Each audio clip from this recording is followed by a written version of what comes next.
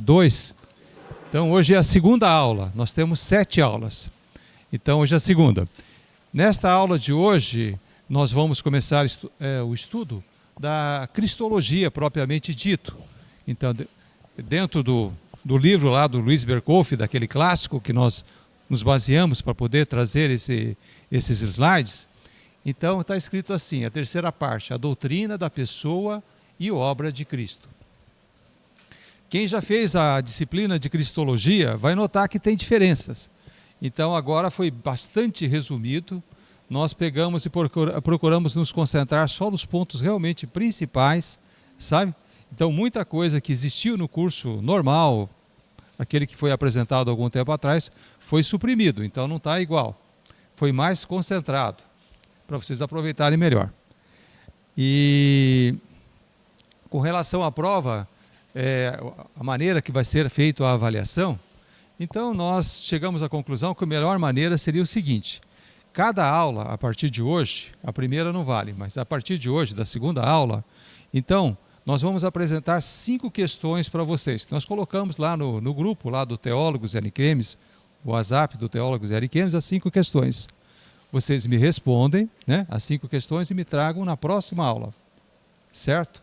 Então não esqueçam, coloque o nome nessa folhinha de respostas, tá bom? Senão eu não vou saber que você é você. E pode me trazer na próxima aula. Na última aula, é claro que vai ser dado na 7ª, então vocês vão entregar para a Maria e depois ela passa para mim. Como vão ser 5 questões por aula e nós temos 6, 5 vezes 6 são 30, né? Matemática básica, então se acertarem as 30, vocês tiram 10. E vai ser descontado gradativamente, né, aquilo que vocês forem errando. É super fácil. Eu vou passar os slides juntos. As respostas estão nos slides. É só pegar e praticamente vocês vão ter que ler e vão ter que escrever. Vai ter que ser uma coisa ativa, né? Eu quero que escreva à mão. Não é essa história de copiar e colar usando o computador, não, sabe? Entendeu? Tem que pelo menos ter o trabalho de ler e depois escrever, tá? Para ver se fixa, se guarda, né? Se fica lá na mente, tá bom? Combinado assim? Não vai ser difícil, ninguém vai reprovar. Vai ser muito fácil. Mamão com açúcar, né? Que nem se falava de primeiro. Sabe? Então, vamos começar a estudar a pessoa de Cristo. A pessoa de Cristo. Então, a doutrina de Cristo ao longo da história, né? E a relação entre a antropologia, quando nós falamos aqui de antropologia, é antropologia bíblica, é claro, né? É como Deus vê o homem, antropologia bíblica. E a cristologia. Então, há uma relação muito estreita entre a doutrina do homem, a antropologia bíblica, e a doutrina de Cristo, a cristologia, que é o nosso assunto. Cristo, afinal de contas, não era homem também? Então, está tudo relacionado, tudo junto. Então, tudo aquilo que a gente já estudou no curso passado sobre antropologia, então aqui é uma continuação, a cristologia seria uma continuação. Então, a cristologia nos mostra Deus vindo resgatar o homem transgressor, afastando as barreiras entre Deus e o homem pela satisfação das condições da lei em Cristo e para restabelecer o homem em sua bendita comunhão. Então, nós sabemos qual que era o plano de Deus com relação ao homem.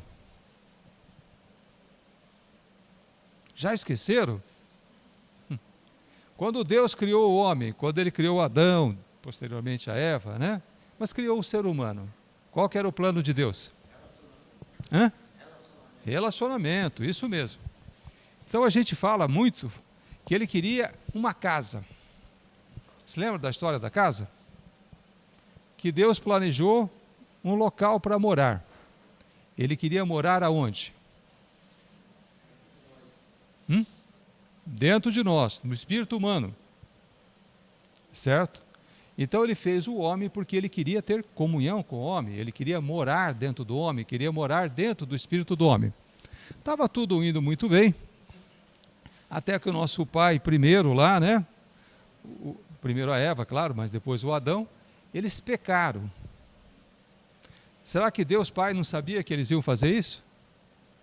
Já a primeira pergunta, né? Que só um dia Deus pessoalmente vai nos responder. O senhor não sabia que o Adão ia pecar? Deus sabia ou não sabia? Claro que sabia, ele sabe todas as coisas, com certeza isso já faz parte do plano de Deus, ele já sabia que isso ia acontecer, né? Entendeu? Ele já tinha o plano B, na verdade, né? Que acho que era o plano principal, que ele sabia que ia ter que mandar mesmo Jesus Cristo aqui para essa terra, que Jesus ia ter que tomar a forma de carne, e que ia ter que, que Jesus, não o Adão, que ia ter que estabelecer essa comunhão de Deus com o homem, sabe?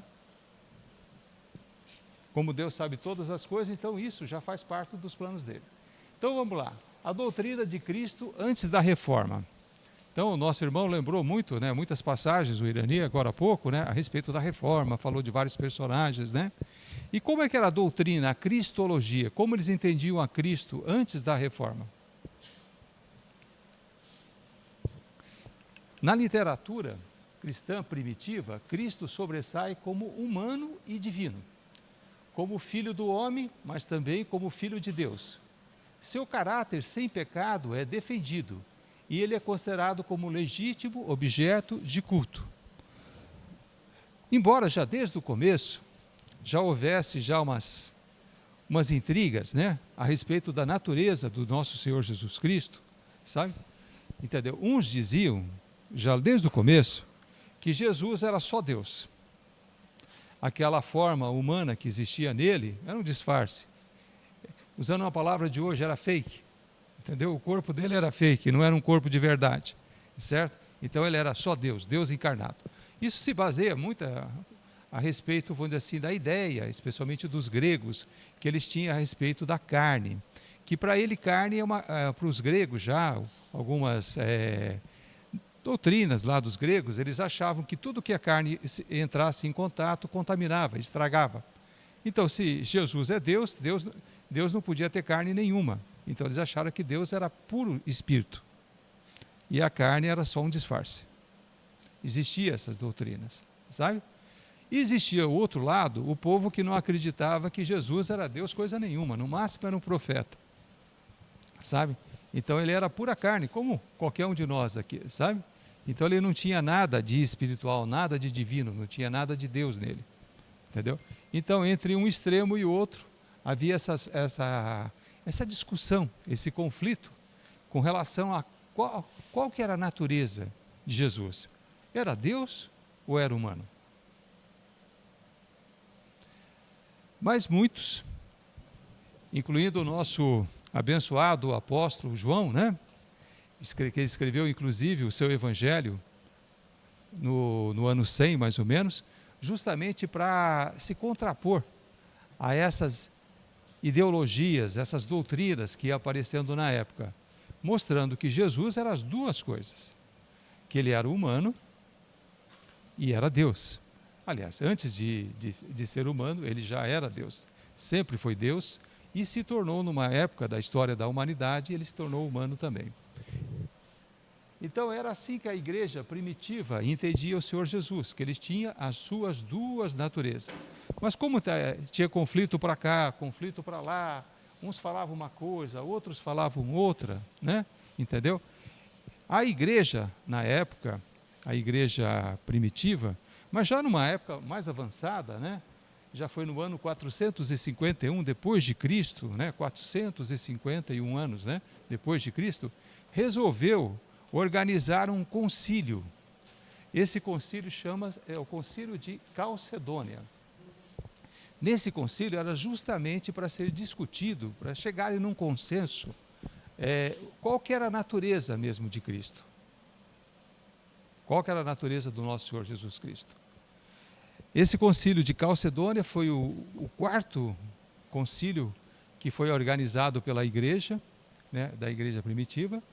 Houve 7 concílios, esse foi o quarto. Ele foi realizado numa cidade na Ásia Menor, em Bitínia.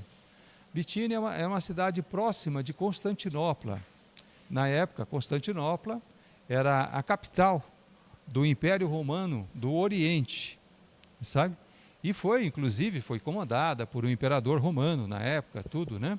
Acho que era Marciliano o nome desse imperador, que determinou a realização desse concílio, o concílio de Calcedônia. Então, o que era um concílio? Eles reuniram todos os pais da igreja, todos os sábios, todos os teólogos da época, que existiam naquela época, reuniram nessa cidade e falaram: só sai daí depois que vocês chegarem a uma conclusão. Qual que é a natureza do nosso Senhor Jesus Cristo? Ele é humano? Ele é divino? Ou ele é as duas coisas ao mesmo tempo? Ou ele é uma fusão do humano com o divino? O que é o Jesus? Qual que é a natureza dele? E essa discussão da natureza de Jesus, vocês vão ver que ela vai nos acompanhar ao longo de toda a cristologia. Isso é um mistério assim, a gente vai estudar, mas depois no final vocês vão concluir isso comigo. Né? Que isso é um daqueles mistérios que é parecido com a Trindade, né? A gente estuda e depois a gente, no fundo, a gente confessa para a gente mesmo que a gente não entendeu direito, sabe? É uma coisa difícil de entender, é difícil de aceitar. Mas, vamos lá, vamos voltar lá para o concílio de Calcedônia. Como resultado desse encontro do concílio de Calcedônia, eles chegaram, no final das contas, a um documento. Esse é um documento até que não é muito extenso, tanto é que eu vou trazer para vocês aqui esse documento, sabe? Então, esses sábios chegaram à conclusão? Então, eles escreveram uma carta, vamos dizer assim, né? Fiéis aos santos pais, todos nós, perfeitamente unânimes, ensinamos os homens a confessar um só e mesmo Filho, nosso Senhor Jesus Cristo, perfeito quanto à divindade e perfeito quanto à humanidade, verdadeiramente Deus, verdadeiramente homem, constando de alma racional e de corpo, consubstancial com o Pai, da mesma matéria-prima que Deus Pai é feito, consubstancial ao Pai, segundo a divindade, e consubstancial conosco, os seres humanos, feito da mesma matéria que nós, seres humanos, somos feitos. Segundo a humanidade, em tudo semelhante a nós, excetuando o pecado. O único homem que não pecou. Gerado antes de todas as eras do Pai, segundo a divindade, e, nestes últimos dias, segundo a humanidade, por nós e para nossa salvação, nascido da Virgem Maria, Mãe de Deus. Um só e mesmo Cristo, Filho, Senhor, unigênito, a ser reconhecido em duas naturezas, inconfundíveis, imutáveis, indivisíveis, inseparáveis.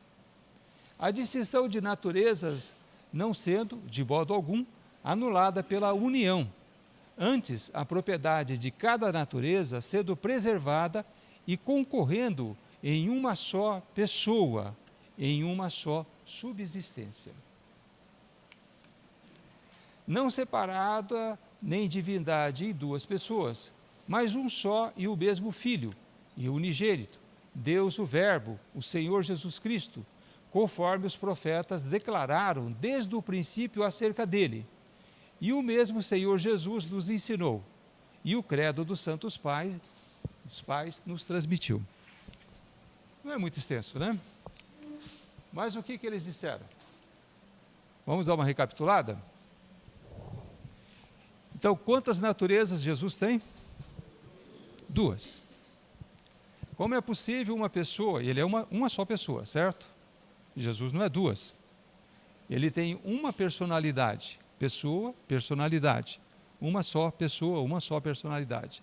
Mas ele consegue ter duas naturezas. Essas naturezas estão misturadas? São misturadas? Fizeram uma fusão? Fizeram um amálgama? Você lembra do amálgama? Isso. Fizeram um amálgama das duas naturezas de Cristo? Não fizeram. Ele tem separada.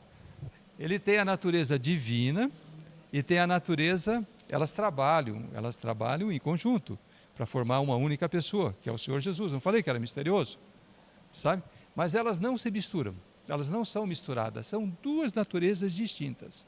Ele é 100% divino, ele é 100% Deus e ele é 100% humano, simultaneamente.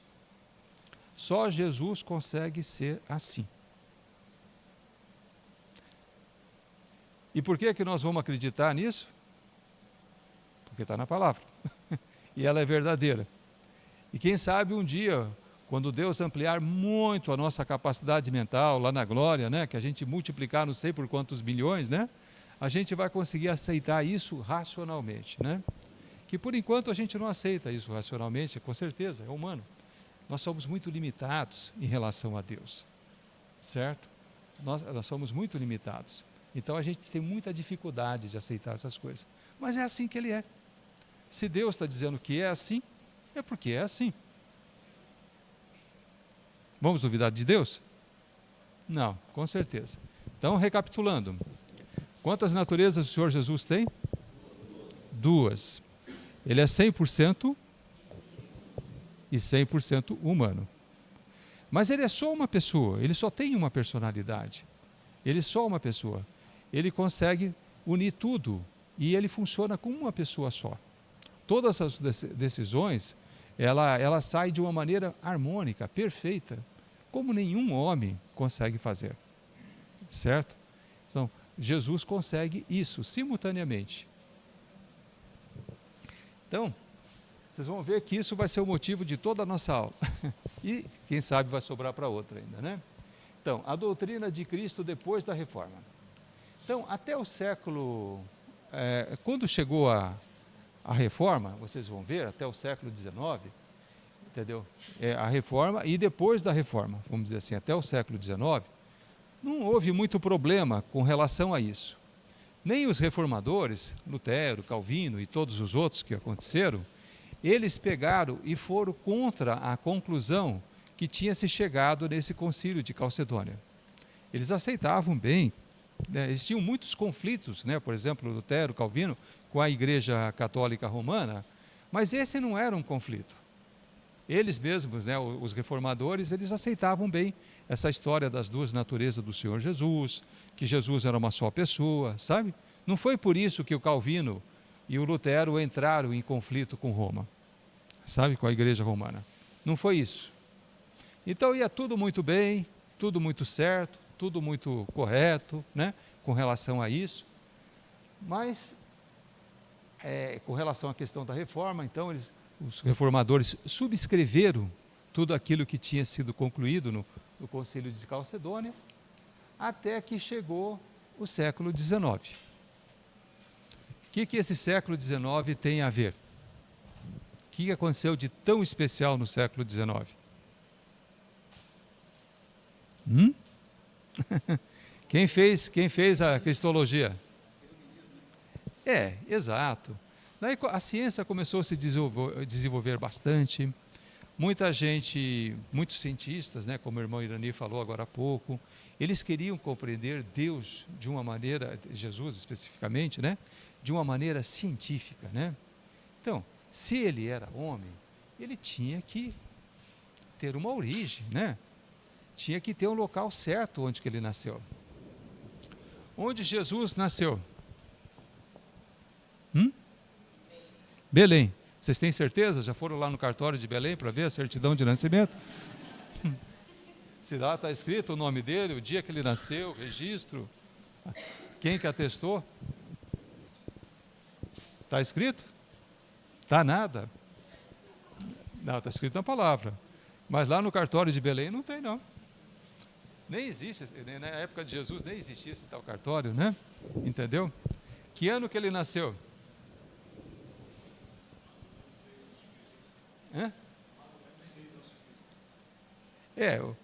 O certo seria o correto, né? Se a gente fala que o cristianismo começou no ano 1, né? E a maior parte das interpretações que devia ser no ano 1. Mas se sabe, né?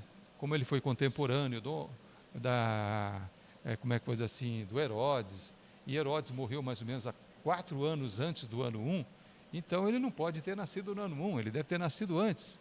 Então, ninguém sabe nem o ano certo que ele nasceu. Se ele nasceu no ano 5 a.C., se ele nasceu no ano 6 a.C., Mas se sabe que ele nasceu antes do ano 1. Sabe que foi alguns anos antes do ano 1. Então não se tem certeza exato que ano, nem o ano que ele nasceu. Que ano que ele morreu? Ele viveu 33 anos, não é isso que está escrito na palavra? Então que ano que ele morreu?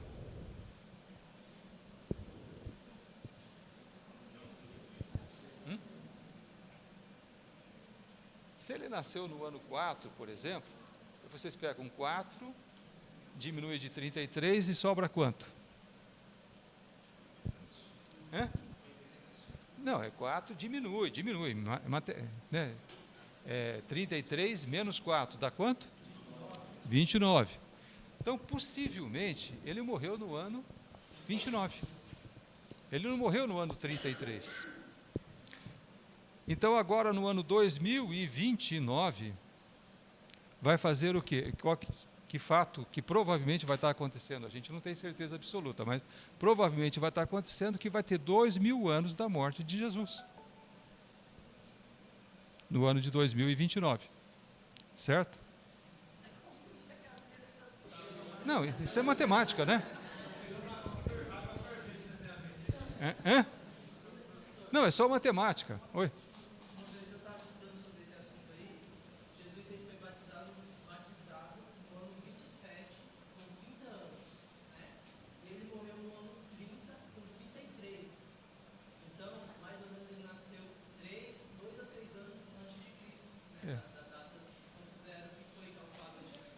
Pelo menos 4 anos antes do ano 1 ele morreu. É 4, porque o Herodes morreu no ano 4 antes de Cristo. O Herodes está registrado quando ele morreu, sabe? E ele foi contemporâneo do Herodes. O Herodes queria até matá-lo quando era neném, né? Entendeu? Então ele foi contemporâneo do Herodes. Então ele tem que ser 4 para cima. Ou foi 4, ou foi 5, ou foi 6, mas alguma coisa assim. Por isso que a gente está usando esse limite dos 4, mas pode ter sido 5. Entendeu? Então é uma coisa aproximada. Então a gente sabe onde Jesus morreu. Aonde foi que ele morreu? Que cidade?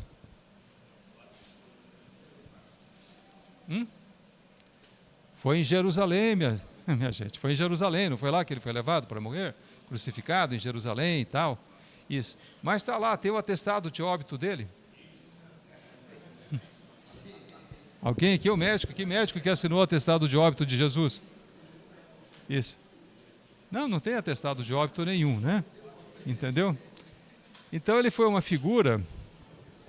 Por isso que os cientistas ateus que não creem em Jesus, eles se baseavam, falavam: esse Jesus que vocês estão falando por aí, ele nem existiu.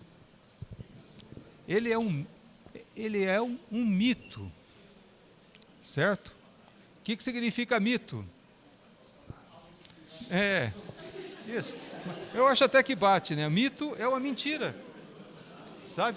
Ele é uma mentira, é uma pessoa mitológica, uma pessoa que a gente fala dele, mas ele não existiu de fato. Exato. Por exemplo, quando a gente fala daquele personagem grego lá, o Hércules, ele é um personagem mitológico. O Hércules existiu? Tudo indica que não. É um mito. O Apolo, aquele deus grego, o Apolo, por exemplo, né? Ele existiu? Existe ou existiu? Não, é um mito, sabe? Então, personagens mitológicos. Vou trazer uma coisa mais recente, né? Quem aqui acredita no Super-Homem? Quem já leu as revistinhas do Batman, do Super-Homem, viu os vídeos? Vocês acreditam que o Super-Homem é uma pessoa? Não, é ficção, é mito. Não existe de verdade o Super-Homem, certo? E eles queriam colocar Jesus, esses cientistas, mais ou menos no mesmo nível. Do Batman, do Super-Homem. Olha, realmente, se ele tivesse existido, seria o cara, né? Mas ele nem existiu, segundo os cientistas. Segundo esse pessoal que queria achar o Jesus histórico. E eles até comparavam. Falava assim: olha, você veja uma pessoa que foi contemporânea, viveu mais ou menos na mesma época de Jesus, né? Que foi o Júlio César, o imperador romano, tudo. Todo mundo sabe o dia exato que Júlio César nasceu. Todo mundo viu, inclusive, não só os registros do Império Romano a respeito de Jesus, do Júlio César, mas viu até os livros que ele escreveu.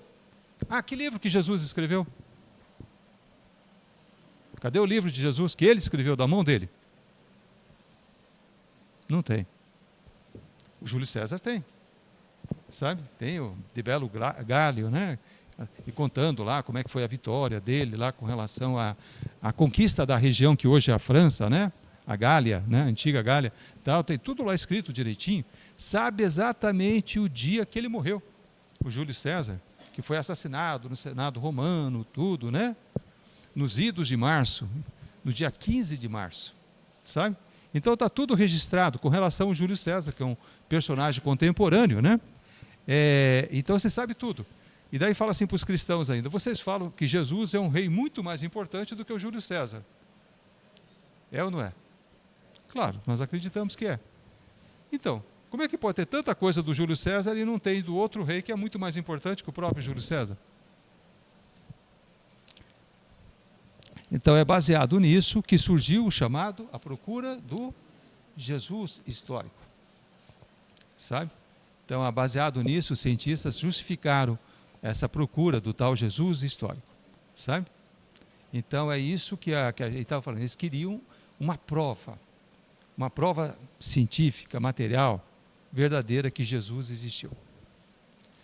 Agora, Jesus existiu ou não existiu? Por que vocês têm tanta certeza? Pela fé. E claro, teve muitas testemunhas. Você vê quanta gente que viu Jesus, conheceu com Jesus, será que está todo mundo mentindo? Sabe? Será que o Paulo, Pedro, né, todos aqueles cristãos que conviveram com o Senhor Jesus, né? Será que se reuniram todo mundo para fazer um complô para a gente, né, para nos enganar? E todo mundo mentiu? Claro que não. Sabe? A gente sabe que não.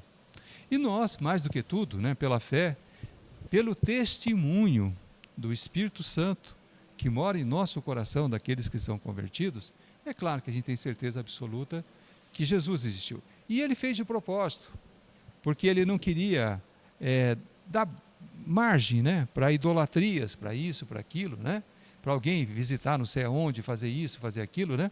Jesus fez tudo de caso pensado, sabe? Até quando ele escreveu alguma coisa, ele não escreveu na areia, para que o vento viesse, apagasse o que ele escreveu e acabou, não ficar nenhum registro. A gente não sabe nem como é que era o formato da letra de Jesus. Certo? Não ficou. Ele sabia escrever, sabia ler muito bem, tudo, né? Mas ele fez questão de não deixar nenhum documento escrito por ele mesmo. Escreveram a respeito dele os discípulos, mas ele próprio não escreveu. Certo? Então entenderam a história da briga? E até hoje está tendo essa discussão. Então, como viu uma vez o Cortella, né, ele falando, então existe sim o Jesus místico, né, místico, espiritual, mas o Jesus mito, né, Jesus não é mito não, mito é o outro, mas Jesus não é mito, Jesus não é falso, Jesus é verdadeiro, ele é muito mais verdadeiro que qualquer outra pessoa que possa ter nascido na face da terra até hoje. Amém? Então, nomes e natureza de Cristo. Vamos falar um pouquinho dos nomes, né, que foi adotado pelo Senhor Jesus, né? Os nomes de Cristo. Então, primeiro vamos falar do nome Jesus. Então, o nome Jesus é uma forma foi uma forma com que eles traduziram para o grego um nome que já existia já no hebraico, né, que é Josuá, o Jesuá, né, do hebraico, né? Isso. Josué é uma forma parecida, ele tem o mesmo significado do nome Jesus, que Josué que está no Antigo Testamento, certo? E se a gente fosse traduzir o nome Jesus, não só para o grego, como é Jesus, mas fosse transmitir para o português atual, o nome seria traduzido como Salvador. Vocês conhecem algum Salvador por aí? Eu conheço, gente que chama Salvador, conheço até uma cidade que chama Salvador, né? Entendeu? Então existe esse nome todo em homenagem, na verdade, ao Senhor Jesus, sabe? Entendeu? Salvador. E Cristo? Cristo também é uma forma grega do Machia, da palavra Machia, hebraica, né? E ela, se for traduzido para o português, para o nosso português atual, seria ungido. Então, se vocês escreverem, por exemplo, Salvador ungido, é nome e sobrenome de Jesus? Sim, em português é. Se vocês quiserem traduzir Jesus Cristo para o nosso português mesmo, o nome dele seria Salvador ungido. Hã? Isso, em hebraico. Isso. Em grego, Jesus Cristo. Em português, Salvador ungido. Então, se você conhecer o Senhor Salvador ungido por aí, saiba que é o nosso Senhor Jesus. Sabe? É a mesma pessoa, sabe? Tendo nome e sobrenome, Salvador ungido, certo? Esse que é o nosso Senhor Jesus. Outro nome que o Senhor Jesus usou muito, né? Filho do homem. Ele se autodenominava filho do homem, certo? Então, foi considerado como um título críptico, né? Com o uso do qual Jesus tensionava velar antes que revelar a sua messianidade. Era a forma mais comum como Jesus se referia a si próprio. Mas por que Jesus, ele quando se referia a si próprio, ele gostava de usar esse nome, filho do homem? Quem é você? Sou o filho do homem. Por que ele se identificava assim? Porque ele não queria, críptico vem de que ele queria esconder, velar. Ele não queria deixar transparecer, logo no começo do seu ministério, que ele era o Messias. Que era o Messias tão esperado, né, que os hebreus, né, os judeus no caso, eles estavam esperando há tantos anos, aquele que ia libertá-lo, porque existia muita expectativa a respeito desse rei, né, fantástico, que era o Senhor Messias, que era o Jesus. Então ele tentou esconder durante um certo tempo. Você se lembra que ele escondia também os milagres, né, que ele fazia o milagre e falava para a pessoa não contar, sabe? Falou, olha, não conta para ninguém que eu fiz essa cura. Era assim, Então era uma maneira dele esconder o que ele era, na verdade, sabe? No começo do seu ministério. Mas depois, é claro, no final todo mundo ficou sabendo quem que ele era, né? Entendeu? Se revelou plenamente, inteiramente, essas coisas assim.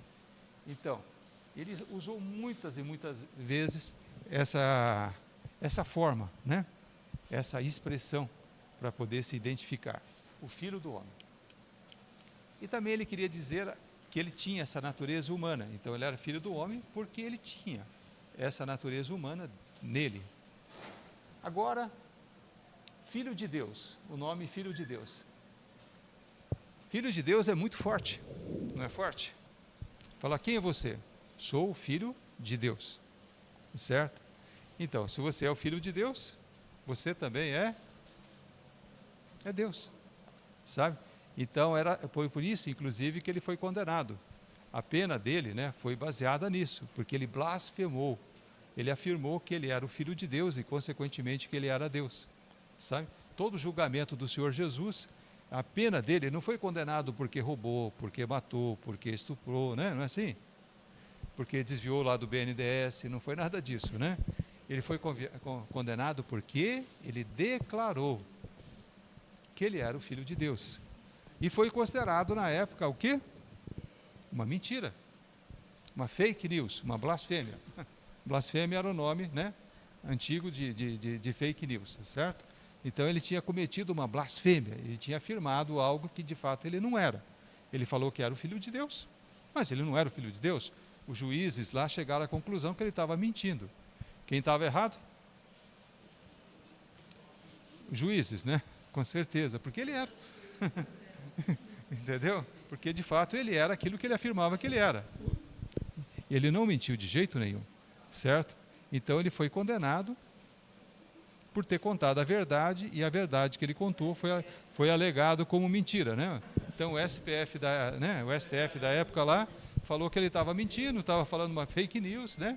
E para proteger a verdade, vamos condenar esse homem à morte, né? Mas olha, então, esse nome, então, Filho de Deus, ele tem um sentido amplo, né, um sentido oficial, messiânico, né? Seria o Messias, o Filho de Deus, aquele que há de nascer, né? Entendeu? No sentido trinitário, Pai, Filho, Espírito Santo, ele é a segunda figura da Trindade, né? no sentido natalício e no sentido ético-religioso também, né? Outro nome do Senhor Jesus, assim, que ele é reconhecido, é como Senhor. Senhor, ele vem da palavra grega também, Kyrios, né? Kyrios, Senhor. Então, o Senhor tem várias conotações, assim. Na primeira, ele equivale ao próprio Deus, Jeová, né? Que tem o tetragrama, né? Essas coisas, o Jeová, Senhor Jeová. Como os hebreus judeus achavam que não poderia ser usado muito a palavra de Deus, né? Para não ficar pronunciando muito, que seria uma forma de você desonrar a Deus, ficar falando o nome de Deus o tempo todo, né? Essas coisas assim, entendeu? Então eles chamavam, quando eles viam o tetragrama, eles falavam Senhor. A tradução de Adonai, que também é uma palavra do hebraico, também que significa Senhor, como uma versão de um título honorífico aplicado a Deus, principalmente Adon, e com uma máxima conotação de autoridade. Isso que é o mais importante. Por que que Jesus é Senhor? Porque Ele fez tudo. Tudo que existe, não só na Terra, não só o ser humano, mas tudo que foi feito no universo foi Ele que fez. É dele. Ele é o Senhor, Ele é o dono. Vocês concordam? Então, esse título, Senhor, é muito bem aplicado.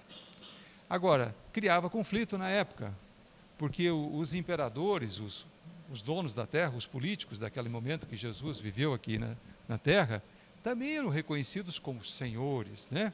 Entendeu? O imperador romano também, ele queria ser tratado como o Senhor. E se houvesse concorrência, alguém mais estava dizendo que era Senhor, com certeza ia ter problemas, né? Ele falou, não, o imperador romano ia falar, o Senhor aqui sou eu, né? Entendeu? A quem você serve? Eu sirvo ao Senhor. Então o imperador entendeu, você serve a mim, né? Entendeu? Porque se eles falassem que ele servia a outro Senhor, ao Senhor Jesus, já era considerado uma ofensa ao imperador romano. Você poderia ter muitos problemas se você alegasse que você servia o Senhor Jesus naquele tempo. Bom, voltando às naturezas de Cristo, nós vamos falar muito sobre isso. Isso daqui é um assunto recorrente, sabe? Então, provas bíblicas da divindade de Cristo. No Antigo Testamento, a doutrina de um Messias super-humano era coisa natural para o judaísmo pré-cristão. São muitas e muitas e muitas as profecias do Messias na Bíblia, sabe? São em muitos locais diferentes se fala sobre o Messias, né? Então, se a gente for ler o Antigo Testamento, por exemplo, tem muitas referências em várias partes, sabe? E a respeito do Messias, aquele que haveria de vir, aquele que ia livrar o povo de todo sofrimento, sabe? Entendeu? Aquele rei fantástico, poderoso, ninguém ia resistir, né? Então, o Messias é referido em várias partes da Escritura no Antigo Testamento. Por exemplo, essa parte aqui esse verso aqui é clássico, né? Em Daniel, no capítulo 7, verso 13, está escrito assim: em minha visão à noite, vi alguém semelhante a um filho de homem, vindo com as nuvens dos céus. Ele se aproximou do ancião e foi conduzido à sua presença. O profeta Daniel, ele estava vendo uma pessoa, um ser humano, filho do homem. Mas esse filho do homem, ele não vinha num cavalo, numa carroça, ou vinha caminhando a pé. Ele vinha de uma maneira muito especial. Qual que era o veículo dele? Uma nuvem.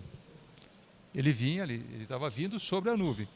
Os homens costumam caminhar sobre as nuvens? Tá certo que quando a gente anda de avião, a gente passa por cima das nuvens, mas tem um avião, né? Entendeu? Mas uma pessoa pegar e se equilibrar em cima de uma nuvem e ir caminhando, é comum? Não, não é. É sobrenatural, com certeza. Então, na visão, Daniel viu um filho do homem, um ser humano, vindo com as nuvens. E ele se aproximou, então, do ancião. Quem que é o ancião? Quem que é o ancião que o Daniel viu? O Pai, Deus Pai.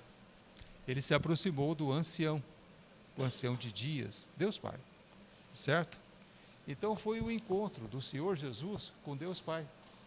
E ele foi conduzido à presença do Deus Pai. Então, olha só como que Deus é maravilhoso, né? E como realmente ele amava o profeta Daniel, conforme está escrito na palavra, né? Ele permitiu que o Daniel visse esse encontro, quando o Senhor Jesus voltou já em forma humana para o céu e se encontrou com Deus Pai. Isso depois de todo, né, o processo que o Senhor Jesus passou nessa terra. Ele viu ele voltando. Deus permitiu ao profeta Daniel ver uma coisa que ia acontecer no futuro. Esse encontro do Senhor Jesus com Deus Pai.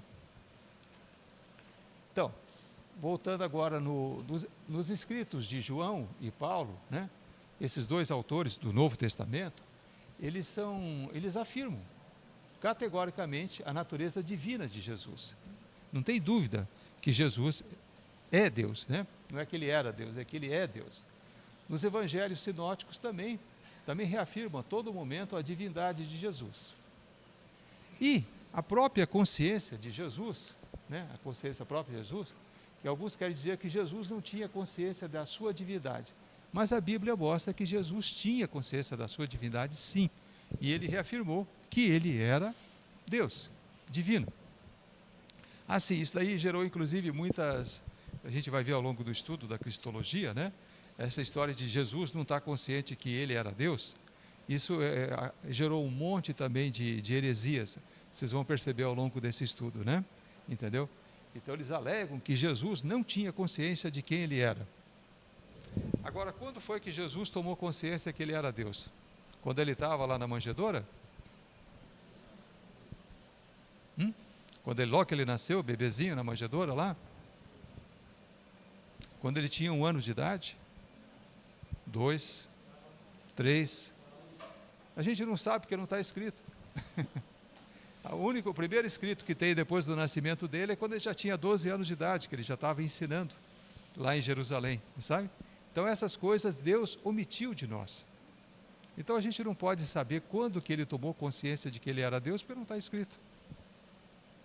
Isso é um dos outros mistérios, sabe? Quando ele foi que se conscientizou que de fato ele era Deus. Mas uns já afirmam, mesmo sem estar no escrito nada, que ele não sabia. E outros afirmam que ele sabia. E nós,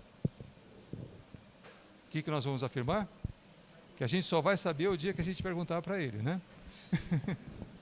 Falar, Senhor Jesus, oi?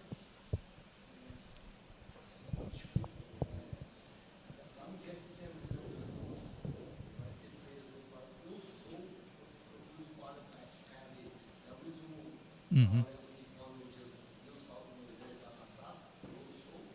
Sim, não, claro que nesse momento ele já sabia quem ele era, né? Estou dizendo, mas quando ele tomou consciência, e que ele, Jesus, tomou consciência de que ele era Deus. Porque nós os seres humanos, quando nós nascemos, né? Eu acho que todo mundo já passou por essa experiência, né? A gente só toma consciência que nós somos quem somos em uma certa época da infância. Tem algumas pessoas que é muito precocemente, com 1 ano e meio, 2 anos, outro com 3. Tem gente que fala, olha, de 5 anos para baixo eu nem me lembro como é que foi minha vida. Não é assim?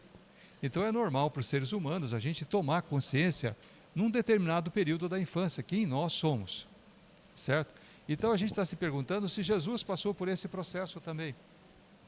E principalmente se ele tomou consciência que ele era Deus, não só que ele era humano, mas que ele era Deus. Oi?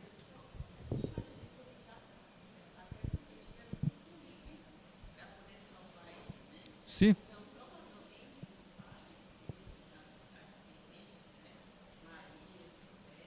Isso.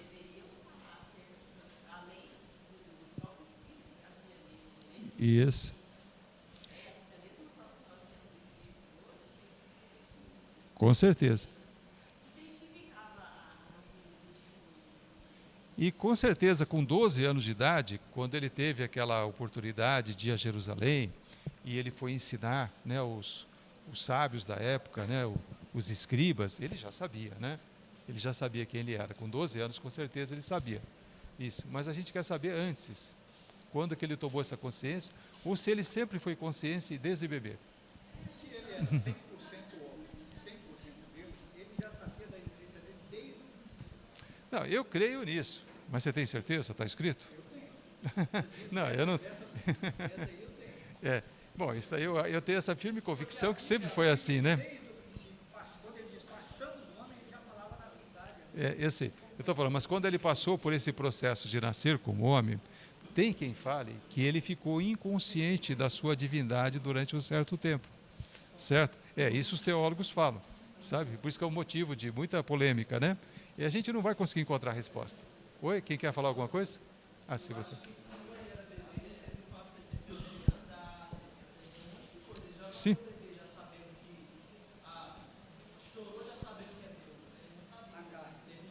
Isso. Quando foi?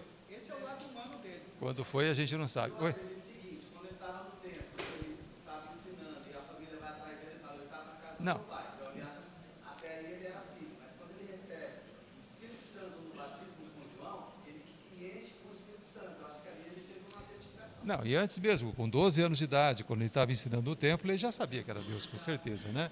Ele já tinha essa autoridade para ensinar e tal, estava fazendo a obra que o pai tinha mandado ele fazer. Então, nesse momento, com 12 anos de idade, ele já sabia. Mas a gente está falando o antes. Essa que é a discussão dos teólogos, que a gente não vai chegar à conclusão também, né? Entendeu? E por isso que eu estou te falando, essas coisas são aquelas coisas que a gente se discute muito e não conclui nada, né? Entendeu?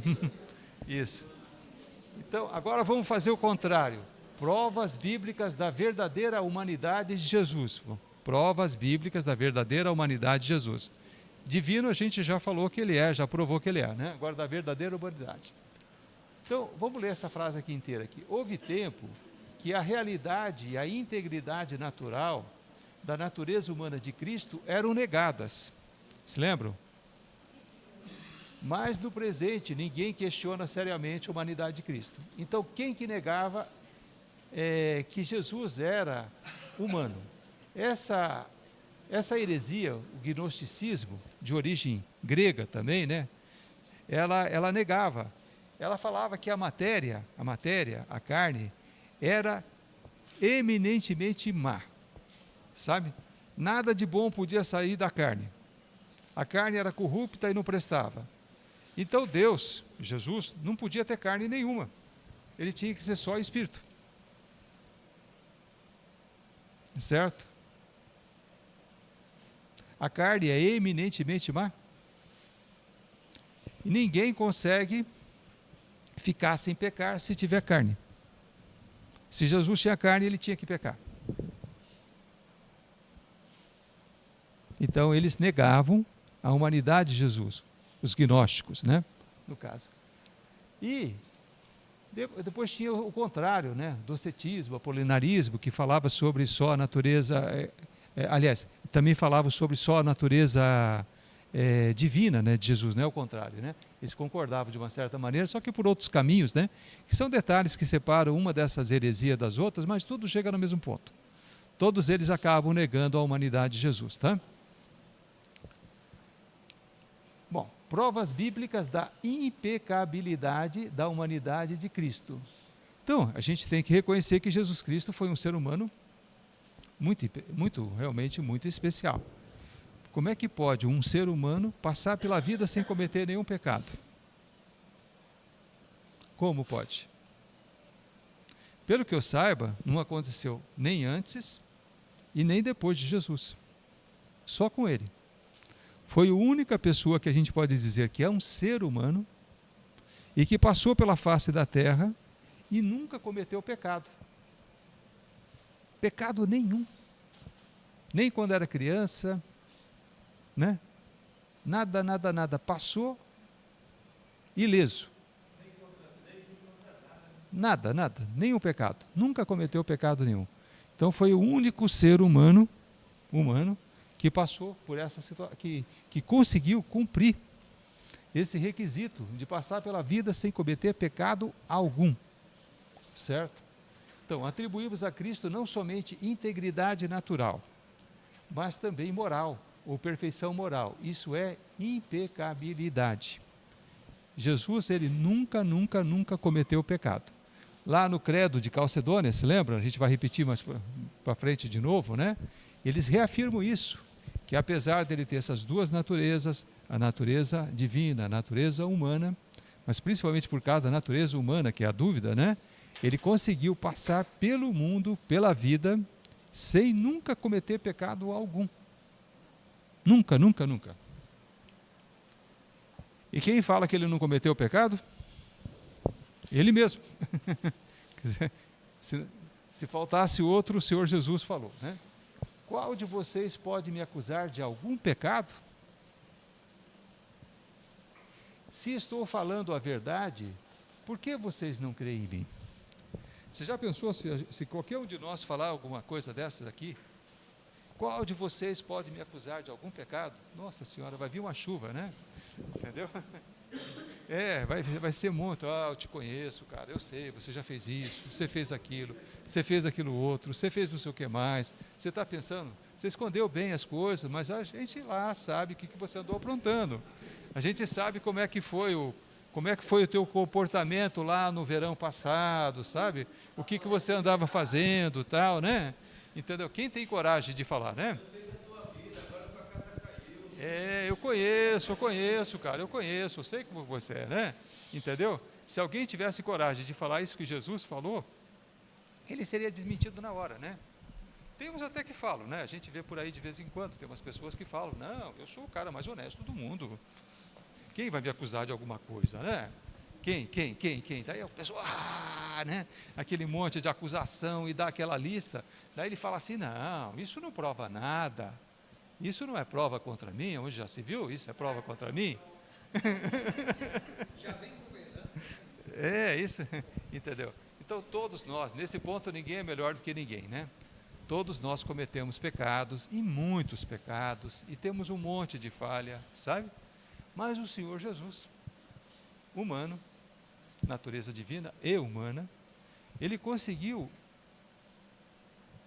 esse algo inédito, que nunca foi repetido também, sabe? Que ele passou pela vida realmente sem cometer pecado. E quando ele afirmou isso, qual de vocês pode me acusar de algum pecado? Ninguém conseguiu erguer um dedo contra ele. Não tinha pecado nenhum, acusação nenhuma, não existia nada, nunca existiu, sabe? Ninguém podia acusar ele de nada, não tinha uma acusação. Tanto é que na hora de condenar o Senhor Jesus à morte, foram acusar que ele estava mentindo, que ele estava dizendo que era Deus. A própria lei dele não conseguiu achar pecado. Nenhum, nunca, certo? Isso é a impecabilidade, essa é uma característica única do Senhor Jesus Cristo, né? Só Ele que tem, é a impecabilidade do Senhor Jesus Cristo. Então, a necessidade das duas naturezas de Cristo. Por que Cristo precisava ter duas naturezas? Por que quando Deus Pai, o Filho, o Espírito Santo, né, fizeram aquela reunião que a gente estudou na primeira parte da teologia sistemática, por que eles chegaram à conclusão que Cristo, quando viesse a esse mundo, ele precisava ter duas naturezas? Ele precisava. Não foi à toa, não foi do nada. Eu acho, professor, que é porque assim, o salário do pecado é a morte, né? Adão era o pecado, carne. Se Jesus viesse de outra forma e morresse, não teria pago o preço do pecado, né? Então, por isso era necessário que ele viesse em carne para pagar como pecador, né? Embora ele não tenha como pagar como se fosse um pecador, né? Amém. Isso mesmo, concordo com você. Ele veio resgatar o que Adão falhou também, né? E isso, ele tinha que fazer aquilo que o Adão devia ter feito e não fez, certo? Mas agora, para que tivesse mérito, né, que pudesse ser meritoso, vamos dizer assim, esse passar pela vida sem pecar, para nos substituir nos nossos pecados, ele só seria aceito esse sacrifício por Deus Pai, se ele fosse feito da mesma natureza humana, se ele tivesse passado pelos mesmos constrangimentos que qualquer ser humano passa, certo?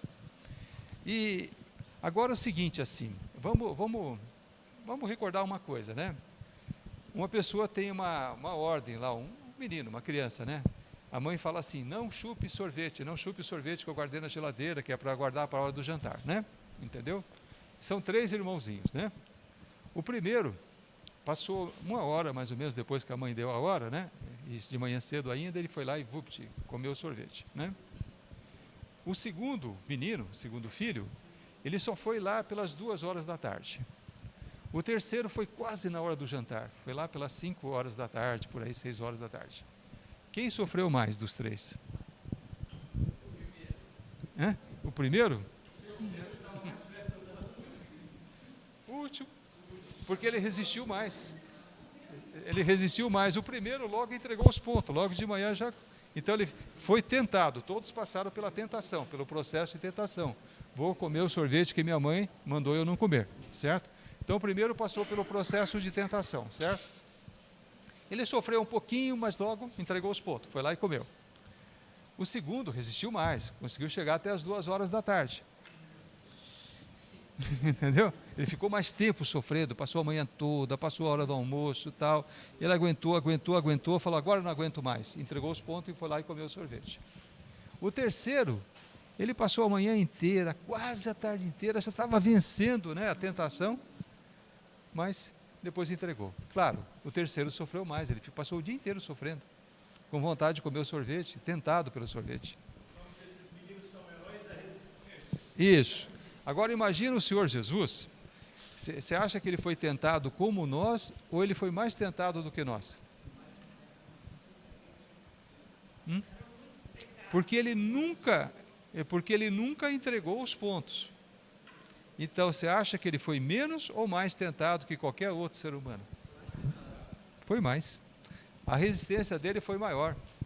Que ele chegou num ponto que nenhum ser humano conseguiu chegar antes dele. Que é resistir 100% o tempo todo. Então imagina o nível de tentação que ele foi tentado. Sim, sim, exato. As gotas já seriam quando o pecado dos outros foi jogado sobre ele, mesmo ele não tendo pecado, né? Mas ele mesmo, ele como homem, ele foi tentado muito mais do que qualquer um de nós. Em qualquer uma das áreas que um ser humano possa ser tentado, certo? E ele resistiu a todas. Então o mérito dele, com certeza, não só porque ele resistiu até o fim, mas pelo fato de ter resistido mais, ele sofreu mais. O processo de tentação nele foi muito mais intenso que qualquer outro, sabe?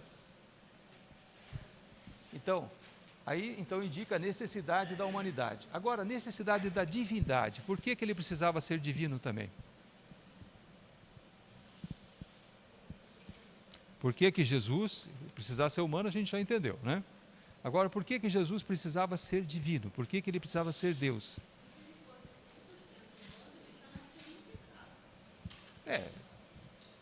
Sim, sim.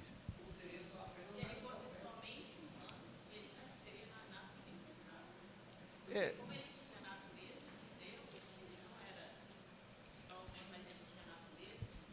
isso. Mas a conclusão dos teólogos foi... Oi, fala. A necessidade divina aí é para mostrar se você viver em mim, querer viver nas obras que eu faço. Mas é o seguinte, olha, como Jesus ia conseguir, ele como sacerdote, como ele ia conseguir se comunicar com Deus Pai, de verdade, ter uma comunicação total, completa, entender exatamente claro que Deus Pai é Espírito, ele não tem coração como nós, né? Mas como é que ele entendeu o que estava passando no coração de Deus, sabe? Se ele não fosse Deus também. Como que haveria essa comunicação? Como ele seria um mediador adequado? Como ele poderia ser um bom advogado nosso? Como ele poderia nos defender? Que ele é o nosso mediador, né? Isso, exato. E ele então, por isso que ele precisava ser Deus também. Ser Deus para poder se comunicar, se interagir com o próprio Deus, sabe?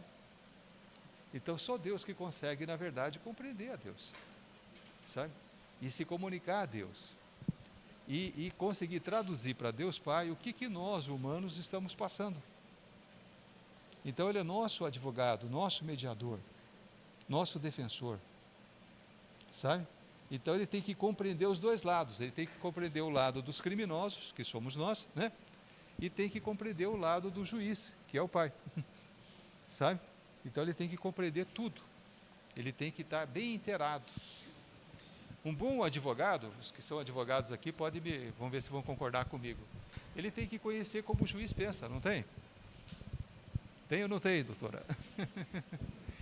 Se você quiser defender bem o seu cliente, é bom que você saiba como é que o juiz age, como é que ele costuma julgar. Porque daí você vai apresentar a sua causa de uma maneira que você sabe que você vai pegar e conseguir o objetivo, que é inocentar o teu cliente, sabe? Então, quanto mais você conhece o juiz, mais você consegue construir uma boa defesa para o seu cliente. É ou não é? É a mesma coisa que o professor e o aluno, né? Se você quiser tirar uma nota boa na prova, você tem que entender como é que o seu professor pensa. Se ele é um cara de esquerda, você não vai responder nada de direita na prova, né? Senão você não vai tirar 0. Isso. O meu filho, o Lucas, ele se formou em medicina, mas teve uma disciplina lá que ele foi fazer a prova, sabe? E como é que era o nome da disciplina, Luci? Medicina coletiva. Ele fez a primeira prova, ele tirou 2. Sabe? 2, foi aquele arraso, né? Então, normalmente ele tira boas notas, né? Imagina, tirar um 2 para uma pessoa que é acostumada a tirar boa nota, para ele aquilo lá foi o terror, né? Entendeu? Aquilo lá foi o suprassumo do suprassumo. Mas daí ele assumiu o baque, né? Aquela nota ruim, e foi descobrir como é que a professora pensa. Ela era uma comunista, né? Entendeu? Na outra prova ele tirou quanto? 10. Já pensou, dos 2 ele foi para os 10. Ele falou tudo o que ele não pensava, mas ele falou tudo aquilo que a professora queria que ele falasse. Sabe? Então ele tirou, conseguiu entender a natureza da professora, né?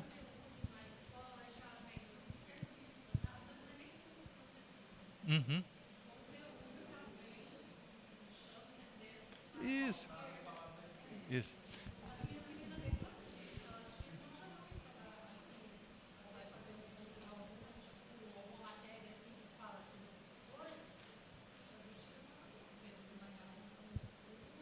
Isso. Então, isso vale para os advogados, vale para os professores, vale para os alunos, vale para todo mundo, né?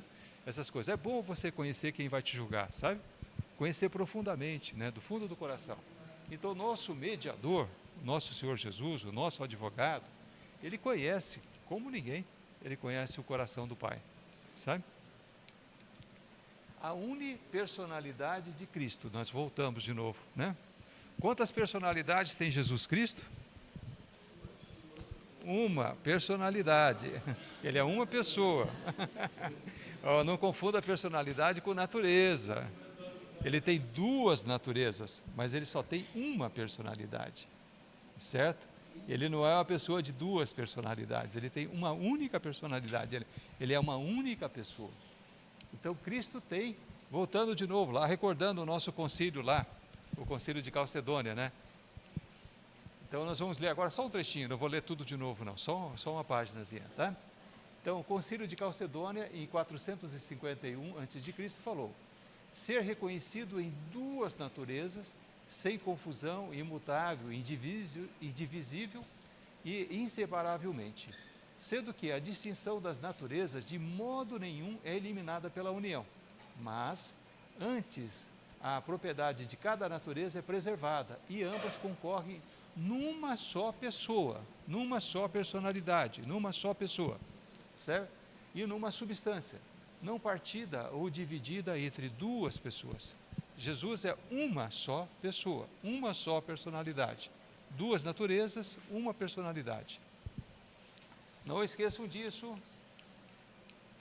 Imagina se eu vou perguntar isso para vocês? Não, acho que eu não vou perguntar isso, né? Opa. Poxa, enroscou agora.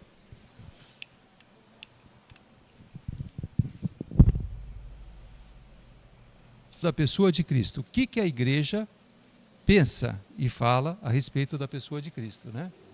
Poxa, enroscou mesmo. São dos termos natureza e do termo pessoa, certo? Então, natureza. O que é a natureza? Quando a gente fala natureza, o que a gente está querendo dizer? Vamos definir o que é a natureza, né? Então, a natureza é a soma total de todas as qualidades de uma coisa, daquilo que faz uma coisa ser o que ela é. Entendeu? Então, o que faz essa cadeira ser uma cadeira? O que faz esse microfone ser esse microfone? Esse apontador ser o computador ser o computador? Sabe? Entendeu? As características, né, daquele ser. E o que faz cada um de nós ser o que nós somos, certo? Entendeu? Então, aí nós estamos falando de natureza, a soma de todas as características, né, daquele objeto, ou daquela pessoa, daquele animal, é que forma a natureza, que nos diz a respeito da natureza dele. Então, fala a natureza dele é de ser um animal, a natureza dele é de ser um vegetal, a natureza dele é de ser um inanimado, uma madeira, por exemplo, né? Entendeu? Então, a natureza. Agora, a pessoa. Pessoa denota uma substância completa, dotada de razão e, consequentemente, um sujeito responsável por suas ações. Ou seja, uma pessoa é uma natureza dotada de personalidade. Entendeu? Então, por que nós somos, além de natureza, cada um de nós, seres humanos, nós também somos uma pessoa? Porque nós temos a razão, né? Porque nós podemos decidir, nós podemos fazer, nós podemos acontecer, entendeu? Nós temos o nosso intelecto, nós temos as nossas emoções, entende? Então, as nossas vontades. Então, nós temos uma alma, nós somos uma pessoa. Cada um de nós é uma pessoa. Então, ela transcende a natureza, ela vai além da natureza. Então, uma pessoa é uma natureza racional. Entenderam bem isso? Tem uma natureza, cada um de nós tem uma natureza humana, né? E, ao mesmo tempo, nós temos a nossa personalidade. Por isso, então, nós somos pessoas.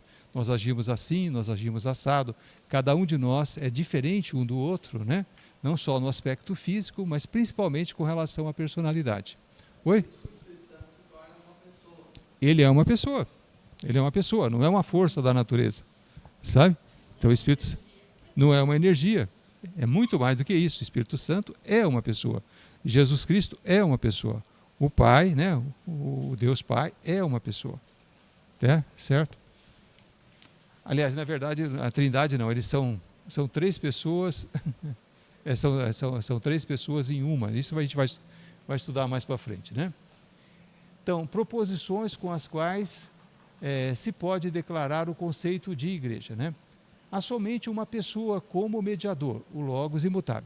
Somente uma pessoa, em todo o universo, tem condições de ser o mediador entre nós e o nosso Deus. É só Jesus, sabe? Só Ele preenche os requisitos, só Ele tem essa dupla, é uma pessoa que tem essa dupla natureza, humana e divina, e só Ele passou pelo mundo sem cometer pecado. Então, só Ele pode ser o mediador, só Ele pode estar entre nós e o nosso Pai Celestial, né? A natureza humana como tal não constitui uma pessoa humana. Somente a natureza humana não constitui uma pessoa humana. Tem que ter personalidade, certo? Se for uma pessoa que já morreu, por exemplo, né? Está lá, esticada lá no caixão, ela tem aquela natureza de ser humano morto, né? Tem todos os requisitos, mas ela não é uma pessoa. Ao mesmo tempo, não é correto falar que a natureza humana de Cristo é impessoal. Muita gente fala disso, não é só do Espírito Santo. Eles falam que Jesus Cristo é impessoal, não é uma pessoa. Não é verdade, ele é uma pessoa. Ele é uma pessoa. Doutor, eu sou meio lentinho mesmo. Então, quer dizer, uma pessoa morta lá, ela não é uma pessoa? Não, ela já foi, né? Agora está morta, agora sobrou só aquele cadáver lá em cima, né? Que tem aquela carne e tal, essas coisas, né? Mas como a alma dela já foi, então a capacidade dela decidir essas coisas já foi embora também. As vontades, as emoções foram embora. Quem quer falar outra coisa?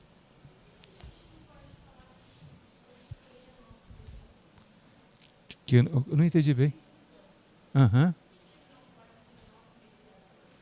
O nosso mediador? É porque essa função, quando houve aquele acordo da Trindade, estabeleceu que o nosso mediador ia ser o Senhor Jesus, porque ele passou por todo esse processo de se tornar humano, de passar pelo pecado, de nunca pecar.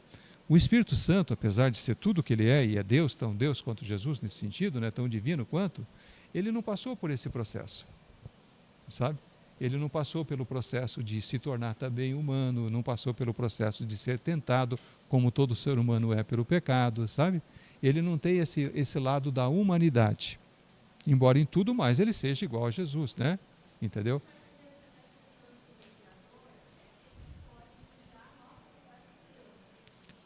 Isso. Sim, leva as nossas orações. Mas mediar, por exemplo, assim, mediar é o papel que cabe a Jesus. Ele que está sentado do lado direito de Deus Pai, assim, metaforicamente falando, né? Porque como Deus é Espírito, não tem lado direito e esquerdo, né? Mas ele está junto do Pai, está intercedendo por nós o tempo todo. É o papel dele, que foi...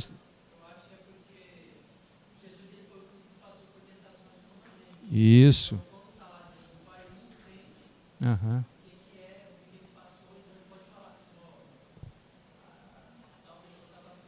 Isso, exato. Porque ele plenamente nos compreende e plenamente compreende a Deus Pai. Então ele se colocou nessa posição única, né? E somente ele consegue ser o mediador. Não tem nenhum outro que consegue fazer isso que ele faz. Só ele foi capacitado para ocupar esse papel. Nem o Espírito Santo não consegue.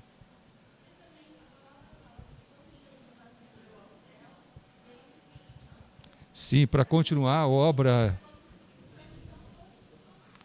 É, o Espírito Santo, o Espírito Santo é Deus como Jesus, claro, é tão Deus, diz que não tem nenhuma das figuras assim, né, das pessoas da Trindade que seja melhor do que a outra. Nenhum deles é mais Deus do que o outro, entendeu? Todos são iguais, né, em poder e em tudo, né?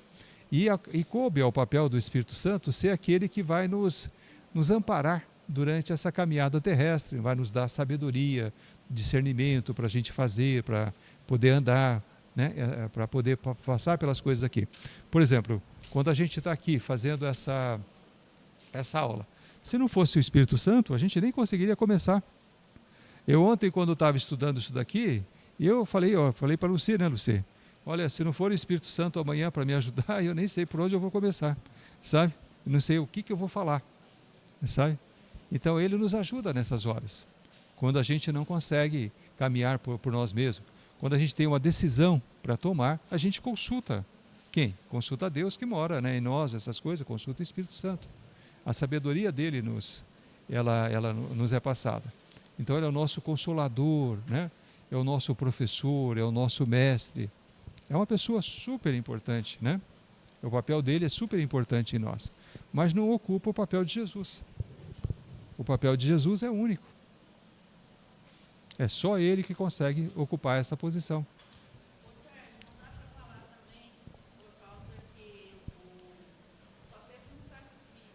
Isso.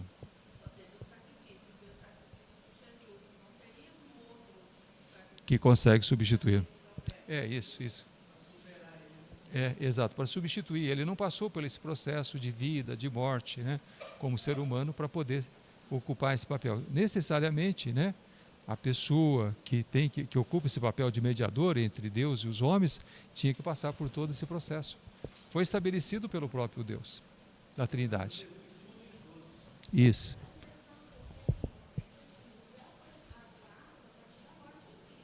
Uhum.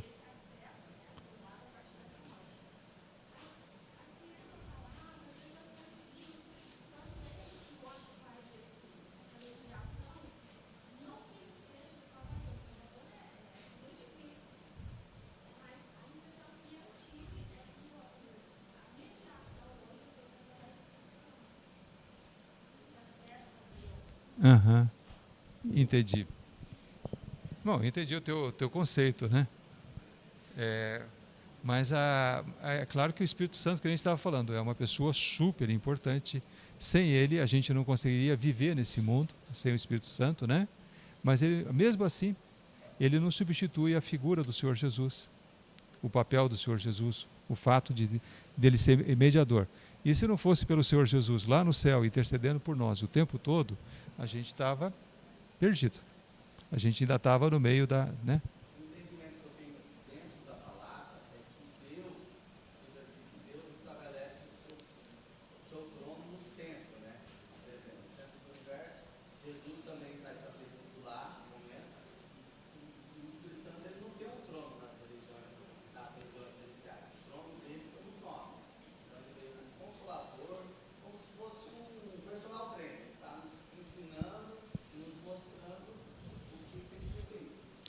Mas como Deus está em todo lugar, né, é a onipresença, né, dele, com certeza também ele está lá no céu, e ao mesmo tempo que ele está aqui na terra, também ele está no céu.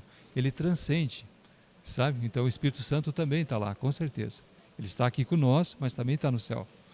Deus está em todo lugar o tempo todo, e Deus completo, a Trindade completa, né? Oi?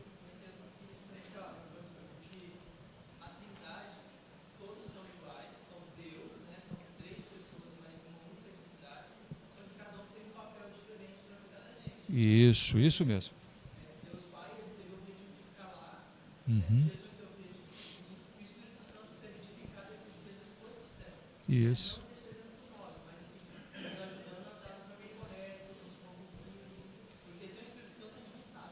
Isso. Muito bem. Uhum. Assim também que eu entendo, né? Uhum. Isso, exatamente. Então, eu sei que a gente começa a falar de teologia, então é um monte de coisas que são levantadas, um monte de polêmicas que aparecem, né? Mas vamos avançar um pouquinho, nós temos ainda 15 minutos, né? Por essa mesma razão, não temos base para dizer que a natureza humana de Cristo é imperfeita ou incompleta.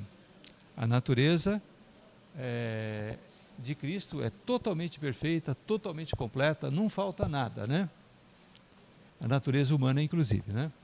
Então, essa subsistência pessoal não deve ser confundida com consciência e vontade livre.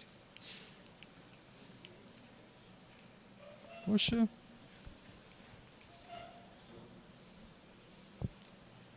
A pessoa divina, que possui uma natureza divina desde a eternidade, assumiu uma natureza humana e agora tem ambas. Ou seja, Jesus, então, sempre foi Deus, sabe? Desde a eternidade. Quem foi formado antes? O Pai, o Filho e o Espírito Santo? Eles sempre existiram. Então ninguém foi formado antes, né? Então os três sempre existiram. Então Jesus já é Deus desde a eternidade. Mas durante um lapso, né, de tempo, ele se tornou também humano e veio viver conosco, sabe? Mas foi um período de tempo, né, determinado aqui que ele passou vivendo conosco aqui na terra, e agora ele voltou para o céu, manteve a natureza humana. Então hoje lá no céu, ele continua sendo humano também, divino, continua sendo divino como ele sempre foi, e vai ser por toda a eternidade, mas também a partir de agora ele também se tornou humano. Certo? Então a natureza humana ele levou para o céu com ele. E lá ele tem um corpo perfeito. Meu sonho de consumo, né? Não é de vocês? Tem um corpo igual ao de Jesus? Aquele que não estraga, não vai ficar doente, né? A gente vai vivendo, vai aparecendo tanto problema de saúde, quem vai ficando velho sabe disso, né? Entendeu? Olha, aparece isso, o olho não funciona bem, o rim já não funciona bem, o coração já tem uns probleminha, né? Então o dia que a gente for passar por esse processo que o Senhor Jesus passou, né? A gente vai ser totalmente restaurado. A gente vai continuar tendo um corpo, como Jesus tem, sabe? Um corpo humano, mas um corpo que não estraga mais, um corpo perfeito, um corpo glorificado, certo? Não é à toa que ele é o médico dos médicos, né? Só ele consegue fazer isso, ninguém mais consegue, né? Então, prova bíblica da unipersonalidade de Cristo. Nós afirmamos que Cristo só tem uma personalidade. Aonde está escrito isso? Vamos achar?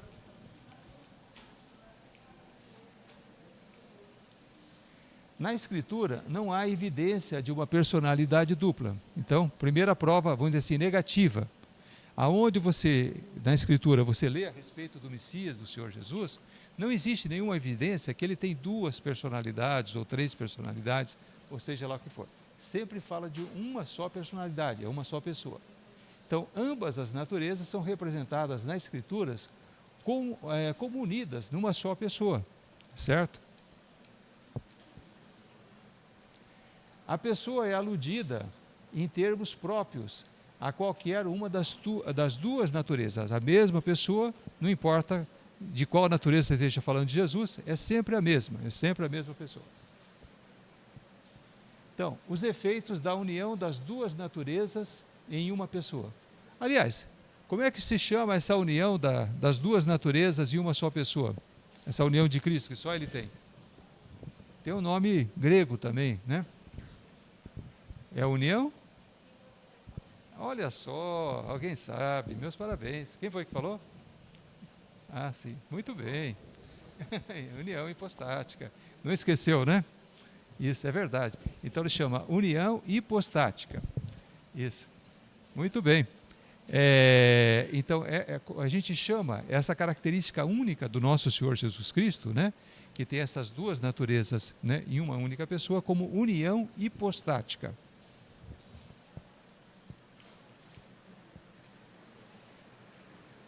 Então, nenhuma mudança é essencial na natureza divina, ou seja, a natureza divina de Cristo, ela continua sendo exatamente igual ao que ela sempre foi, certo? A partir do momento que ele passou pela terra, a sua natureza divina não perdeu nenhuma das suas características. Ele continua sendo divino como ele sempre foi. Agora, uma tríplice comunicação resultante da encarnação. Agora, o processo da encarnação de Jesus, ela levou a uma tríplice comunicação. A comunicação de propriedades, comunicação da obra consumada e a comunicação de graça ou dons. Assim, outra pergunta polêmica. Vocês acreditam em encarnação?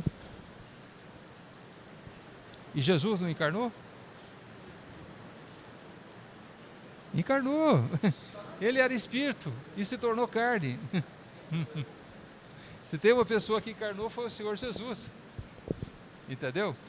Então a gente tem que tomar muito cuidado. E houve uma encarnação. A encarnação do Senhor Jesus.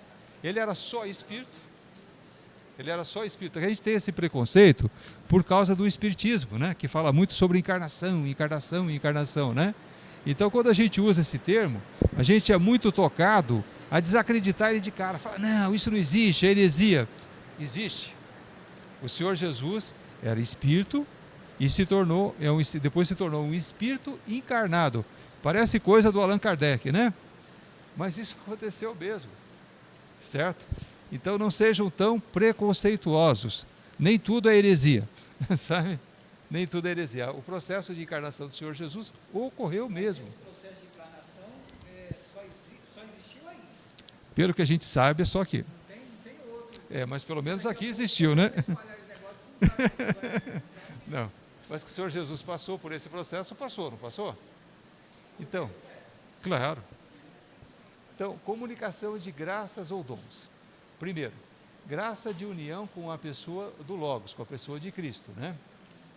E graça habitual, dons do Espírito, em particular os dons do intelecto, vontade e poder, pelos quais a natureza de Cristo foi exaltada, mas especialmente o dom da impecabilidade de Cristo, né? Todos os dons de Cristo, claro, são fantásticos, né? Essas coisas assim. Mas esse da impecabilidade, especialmente para nós que somos humanos, a gente fica meio de queixo caído, né? Só Ele que pode conseguir uma coisa dessa, certo?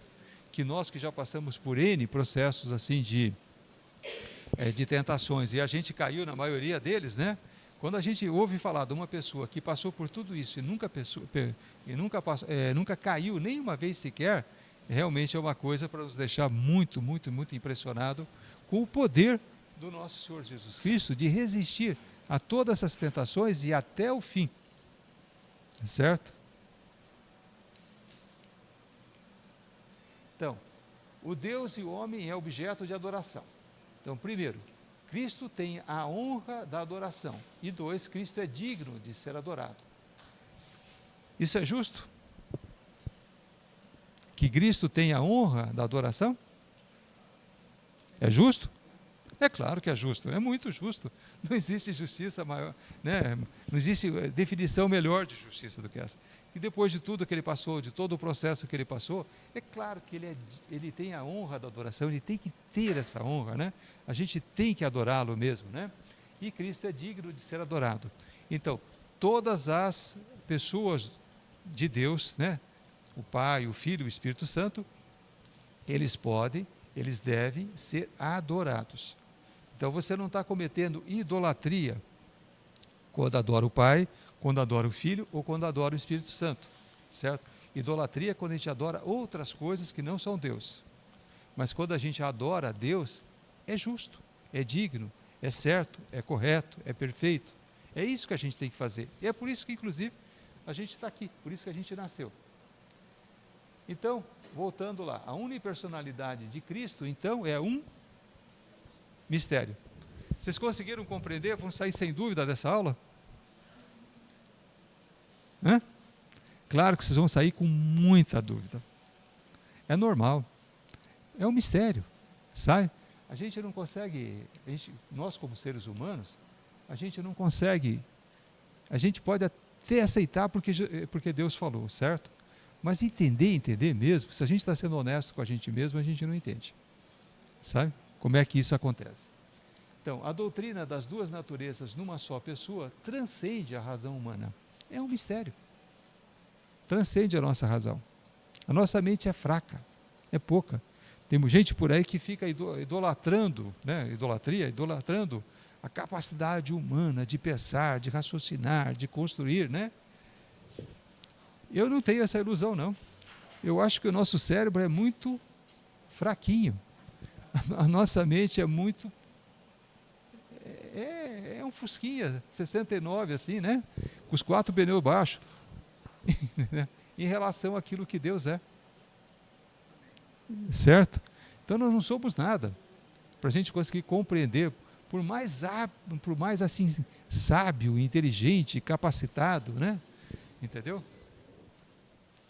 Por maior que seja o QI, o coeficiente de inteligência de um ser humano, ele não sabe nada, não entende nada perto daquilo que Deus de fato é. Certo?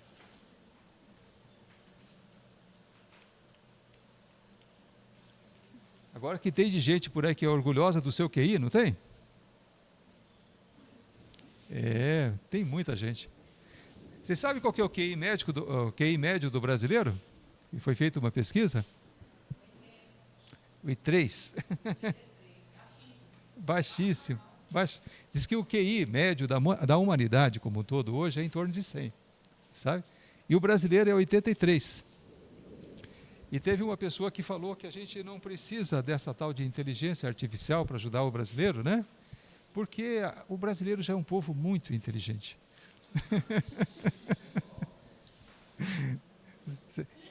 A gente precisa ou não precisa da inteligência artificial? Acho que mais do que todo mundo, os brasileiros é que precisam, né? Muita inteligência artificial, porque a natural já é muito já falta demais por aqui, né? A nossa inteligência natural é muito abaixo da média mundial. Diz que os japoneses lá, diz que eles são 105, 110 em média, sabe? Bom, diz que a notícia boa, eu não sei se vocês sabem, mas que o QI pode ser aumentado ao longo da vida. Ou seja, você pode ficar mais inteligente com o tempo, conforme você vai vivendo, ou pode ficar menos inteligente. Como é que você faz para ficar mais inteligente? Tem que estudar. Não pode ter pena do teu cérebro, não. Você tem que ralar mesmo, tem que estudar bastante, né? Então você pode até ter nascido com QI 80, 83, assim, mas você pode terminar com 110, né? Essas coisas, 120, né? Então, o final da vida pode ser melhor do que o começo, né? Entendeu? Então a gente pode melhorar mais, pode estudar mais, pode aprender mais, pode, né, aprender outros idiomas, né? Essas coisas assim, e a gente pode melhorar mais. E por que a gente tem que ser mais inteligente? Qual que é a vantagem? Primeiro que a gente compreende um pouquinho melhor a Deus, né? Só um pouquinho, sabe? Que é claro que sair de 80 para 120 ainda a gente vai saber muito pouco de Deus, né? Entendeu? Mas pelo menos a gente compreende ele um pouquinho melhor, dá uma avançadazinha, né?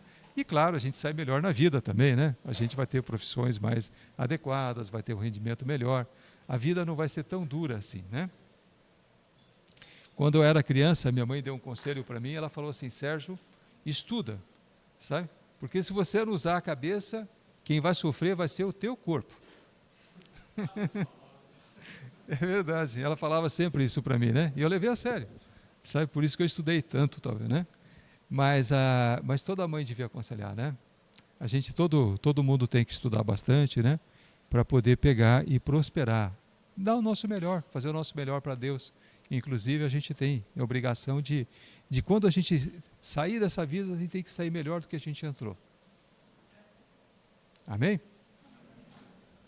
Então vamos lá, doutrina luterana da comunicação dos atributos. Vamos ver o que os luteranos pensam a respeito disso, né? Oh, meu Deus. Ah, sim. Exposição da posição luterana. Os escolásticos luteranos, os estudiosos luteranos, né, que estudam as coisas de Deus, os teólogos, né, eles faziam distinção entre os atributos operativos de Deus, onipotência, onipresença e onisciência, e os atributos quiescentes, né, de Deus, infinidade, eternidade, etc. Então, e eles ensinavam, os luteranos, os escolásticos, os teólogos luteranos, eles ensinavam que somente os primeiros, os atributos operativos de Deus, foram transferidos à natureza humana de Cristo. Portanto, segundo a doutrina, essa doutrina luterana, os atributos quiescentes de Deus, infinidade, eternidade, etc., não foram transferidos à natureza humana de Cristo. Isso os luteranos afirmando, os teólogos luteranos afirmando. Bom, a gente sabe que esse Louis Berkhoff, né, que escreveu esse livro que nós estamos nos baseando, a origem dele não era bem luterana, né? Ele era lá do, como é que era, era presbiteriano, né, no caso, né? Então ele seguia, como é que é o nome? O calvinista, ele era um calvinista, né? A palavra fugiu da cabeça. Ele era um calvinista, na verdade, entendeu? Então ele discorda muito, né? Então ele já começa fazendo objeções a essa doutrina luterana. Primeiro afirmou que não tem base bíblica. Não está escrito em nenhum lugar da Bíblia isso que os luteranos afirmam. Está escrito? Não está. Ele tem razão, não está escrito. Segundo, que implica uma fusão das naturezas divina e humana de Cristo. Ou seja, se isso fosse verdade, então Cristo não teria duas naturezas, uma do lado da outra. Assim, a natureza humana e a natureza divina. Mas teve uma única natureza que era a fusão das duas. Sabe? Seria o amálgama, né, que nós estávamos falando, sabe? Seria o amalgamento da natureza humana com a divina de Cristo. Se isso que os luteranos estão falando, certo? Não seria uma só natureza, duas naturezas, seria uma só, que era resultado da fusão das duas, né? Então, na forma em que a doutrina é geralmente aceita pelos luteranos, ela sofre então de inconsistências, certo? Vocês compreenderam por que não pode ser aceito? Então, é inconsistente com a descrição do Cristo encarnado durante o tempo da sua humilhação, como nós vemos nos evangelhos, né? Então, virtualmente, ela destrói a encarnação. Essa doutrina também cancela a distinção entre o estado de humilhação e o estado de exaltação do nosso Senhor Jesus Cristo. Bom, eu sei que vocês estão querendo saber o que é kenosis, né? Mas vão ter que vir na próxima aula, tá? Que hoje acabou, o tempo acabou, tá bem? Mas olha, não esqueça não, nós vamos começar a próxima aula falando a respeito da doutrina da kenosis e suas várias formas. Assunto interessantíssimo também, né? Tá bem? Então fiquem de pé, vamos orar.